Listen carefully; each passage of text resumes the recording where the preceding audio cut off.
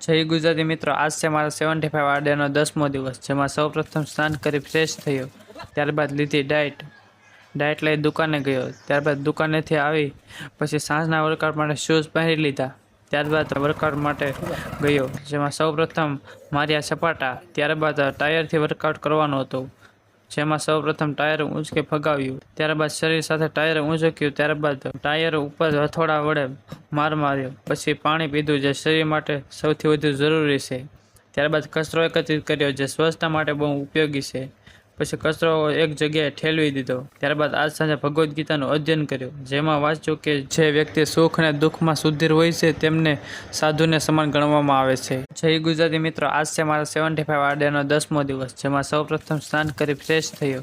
ત્યારબાદ લીધી ડાયટ લઈ દુકાને ગયો. ત્યારબાદ દુકાનેથી આવી પછી સાંજના વર્કઆઉટ માટે શૂઝ પહેરી લીધા. ત્યારબાદ વર્કઆઉટ માટે ગયો, જેમાં સૌપ્રથમ માર્યા સપાટા. ત્યારબાદ ટાયરથી વર્કઆઉટ કરવાનું હતું, જેમાં સૌપ્રથમ ટાયર ઊંચકે ફગાવ્યું. ત્યારબાદ શરીર સાથે ટાયર ઊંચક્યું. ત્યારબાદ ટાયર ઉપર હથોડા વડે માર માર્યો. પછી પાણી પીધું, જે શરીર માટે સૌથી વધુ જરૂરી છે.